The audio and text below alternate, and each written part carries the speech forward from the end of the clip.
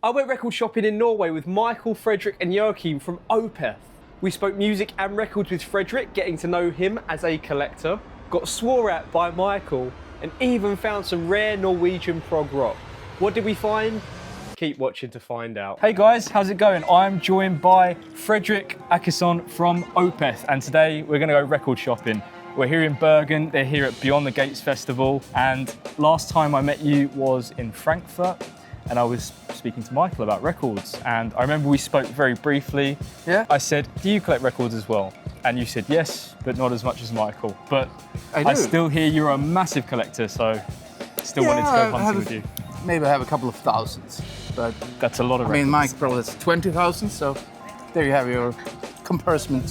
And not only did we talk about records while digging, but Mikael and Joakim turned up midway through to gate crash the shoot. And honestly, it was just a barrel of laughs. If you watched my last video where I went solo hunting in this shop, you might recognise this record. It's a rare Norwegian prog band called Juniper Green, and it's their second album, Communication.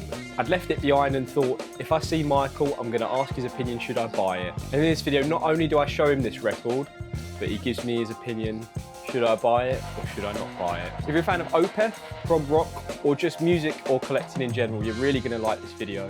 So from the start, over to me and Fredrik standing outside Rockade Music in Bergen. Well, should we get your 2001 record? Let's do it.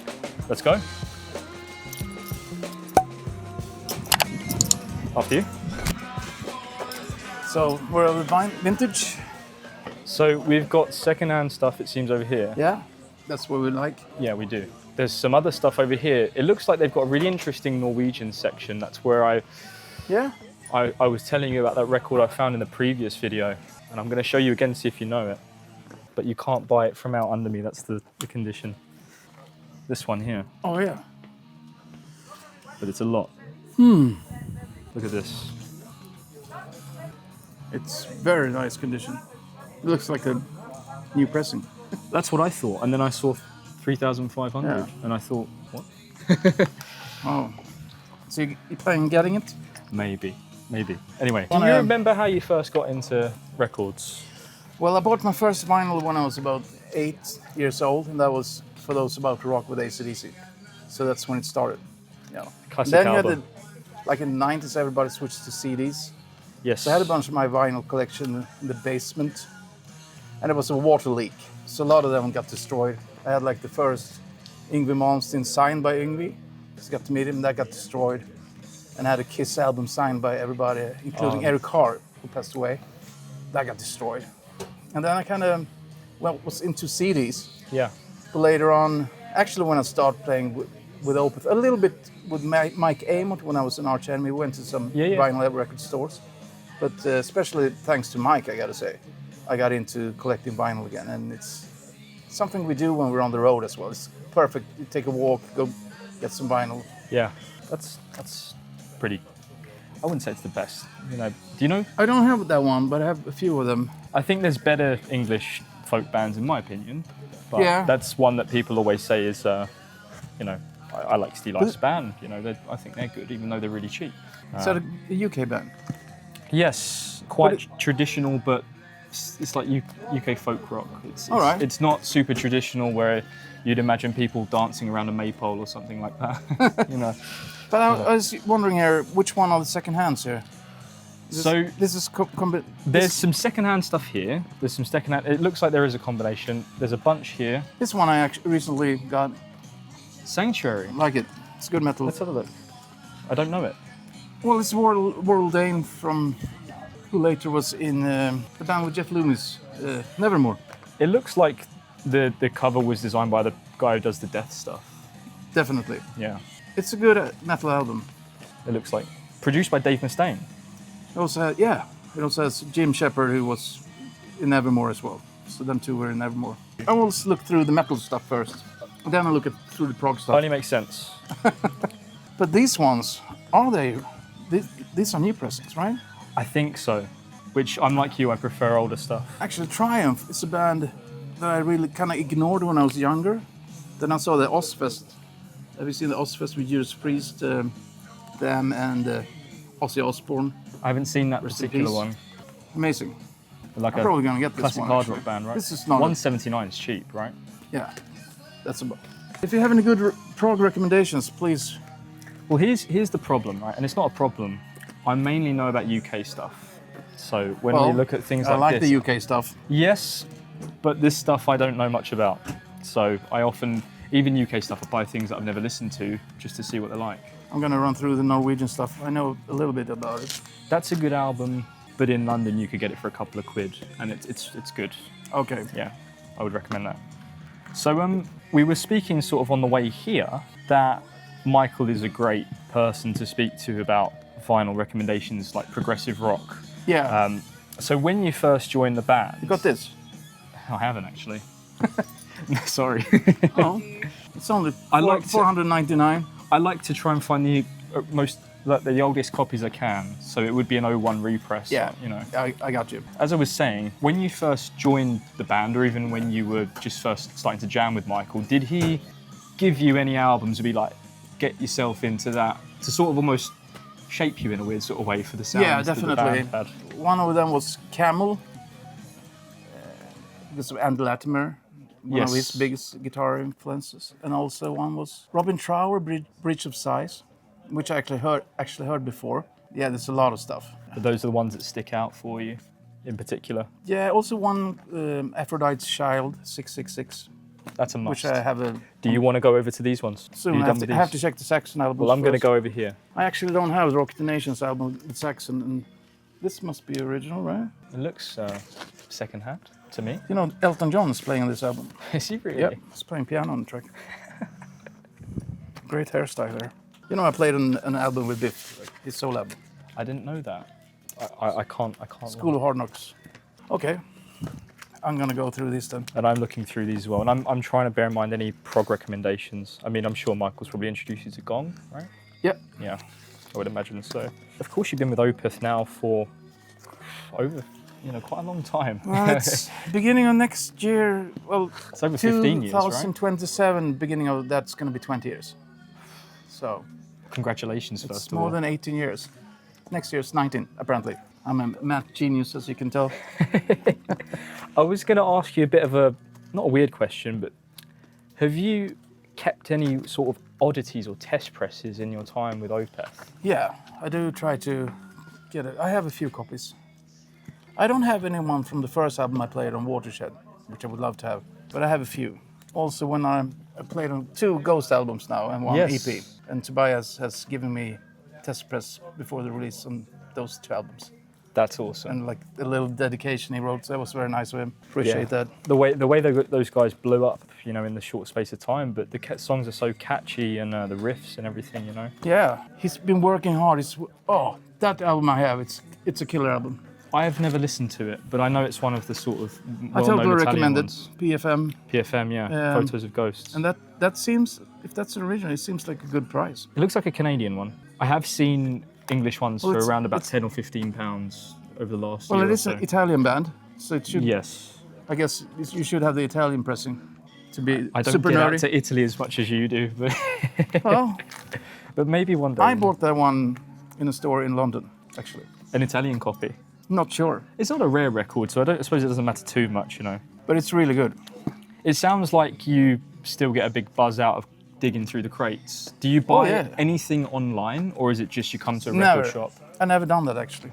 I'm not that nerdy, and also the fact that if I receive it and it's going to be broken or something, That's always... it's always the risk you got to yeah. take, I guess. But other friends, especially Michael, I mean, he's selling and buying, and but I guess you get good at how to pack the vinyls and all that, the logistics behind it, I'm sure when you've been also buying from people a while, you know who you can trust, and they sort of, oh, I've got this, I know you want one, and they'll do you a good deal for it and whatever. Yeah, I mean, Stockholm, where we live, we're kind of lucky because there's a lot of good second-hand stores. Oh, really? Plenty of them. You should Any go you'd there, really. recommend? Yeah, you have Mickes Musik, you have Trash Palace or Nostalgipalatset. Okay. There's a couple of really good ones on the south side. I've never been to Sweden. Well, if you come, we'll take you out. Okay, I'd love that. Promise. You show me the best, 2 or 3 record shops. I'd love it. Yeah, I think you could probably go to at least 5, 6 of them. That will be worth going to. That's a good album, and that's really cheap. Do you know Man from Man's Earth Band? Yeah, of course. That's probably... Hi. Yeah, that... I'll get that one. Out of his sort of mid-70s albums, I'd say that's my favourite. Who's that guy? I don't know. And that guy over there. What's some hunters hanging around? I have to censor that now, come on. I can always ask now. Or we can ask that guy over there. We need stuff. some music recommendations, apparently. The new arrivals? No, this is the mainly second-hand stuff over here. I found everything I need. Or to be alright. Är det här du ska köra? Ja, vi håller på nu. Det är intervjun. Is there an album that you have in your collection that's been like your holy grail and you finally managed to find it? Or something you're always looking for and you're like, oh, finally, that's the one I was looking Yeah, for. one was Judas Priest live, Priest in the East. Really? Yeah, That's because quite an the easy one one to come Japanese version with the extra single, which has a different bonus track. That makes a lot of sense. That one I found quite recently. And I was in Bristol for a while, and I managed to go to a really good store, which I know is closed down now. And I found Volume 4 with Black Sabbath. Yeah, great album. Mint condition with all the booklets and everything, and Yeah. also great copy of Sabbath, Bloody Sabbath, mint. So my Sabbath collection is probably my holy grails. Also, King Crimson, I have a bunch of their early stuff, original. One album that I listened to a lot was more of a prog album, a band called Tempest with Alan Holdsworth. Yeah, The very first Tempest. Did they have... Was that the band with Glenn Hughes at one point was in Tempest? I don't think so. Or I'm thinking of really- Medusa, Trapeze, that's what That's I'm thinking. Trapeze, yeah. Yeah. So Tempest had Alan Holdsworth only on the first album. Okay. It's a great prog album. It's kind of heavy rock prog. Do you know this one? Yes. I prefer the first album, but this is the one that always people always say. I that's don't the have one. it. Are you gonna get it? No, I've got one. Not the very first one. With these ones, the English copies, you got a red label on the RAM, and you got like a brown one. The brown one's the really early one. Mm-hmm. Can you tell I really like records? Yeah, I can. I'm gonna let you go in those. There's one I'm eyeing up, and I've got to figure it out by tomorrow. I think I might have already made my mind up. I do have this one, but We were speaking on the way here. There was one thing in particular that you've always wanted to find, and that's the Black Sabbath Master Reality poster. yeah, Is that the top thing on your wants list of vinyl? right now I think so. Yeah. But it's been for a long time, and it seems to be impossible. I do have the original without the poster, UK. But I'm looking for the Norwegian pressing, because there is a Norwegian first pressing with a different size of the poster. I've seen it in Stockholm, Okay. which I think is quite pricey, probably, most likely. Are you going to try and find it while you're here? Yeah, I mean, we could also ask, but... Hallå? Du har inte norska Masters of Reality Måste reality? med Sabbath? Den, alltså originalet? Nej, icke. Det går bra. Jag ringer chefen och svarar. Okej. Vad... You never know. You always got to ask, right? Vad gott tror du? Förlåt? Masters of Reality. Masters Sovereignty. Reality. Masters Reality. Det ska vara en första press. Ja. First press. Det Sorry, I had står to translate. Masters Reality. Yeah, it's going to cost me a lot of money to get someone to do that now. Oh, sorry. No, so I was asking for the Norwegian pressing of Black Sabbath's Masters of Reality. Thanks Which for has a saving me that poster, one. which is tinier than the original one, but it could be fun to have. Micke? Han...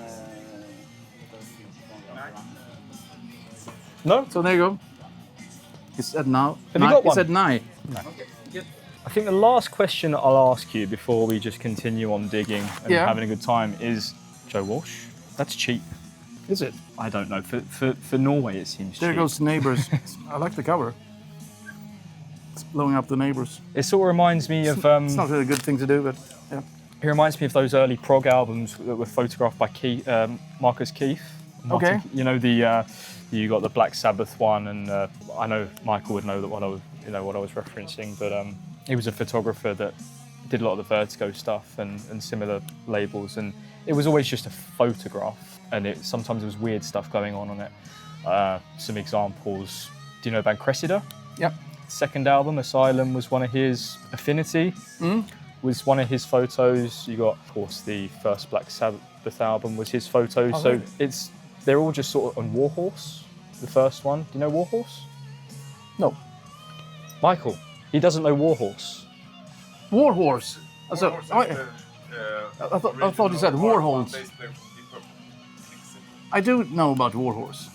I don't have the album. I was worried for a second there. Warhol. No. But anyway, yeah. Whatever that is. My last question to you would be, what one album would you recommend to Opeth fans, whether it be an album that influenced you or Opeth, an album that was influenced by Opeth, or just a great album that you think Opeth fans would love to hear?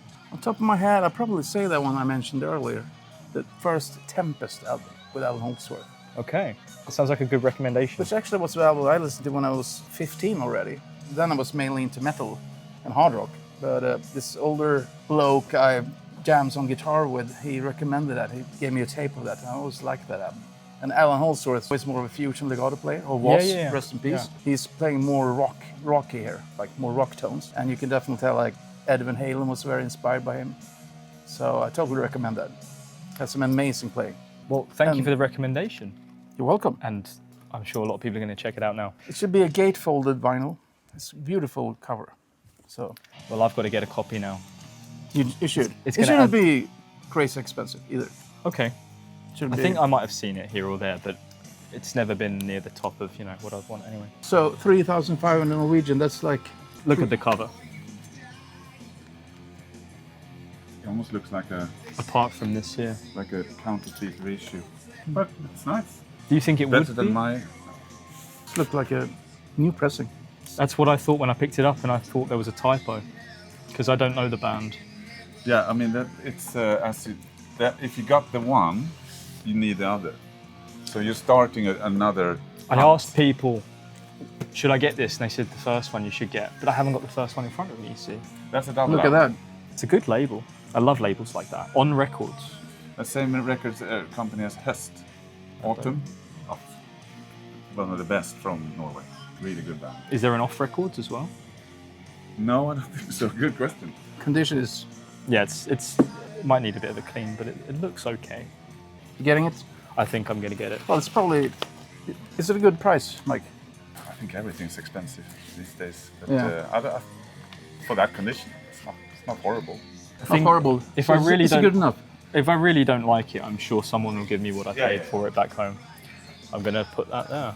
Okay, well, thank you very much for joining me on The Hunt. Oh, thank you. It was really nice to meet you and speak to you properly. My pleasure. So, did I buy Juniper Green Communication?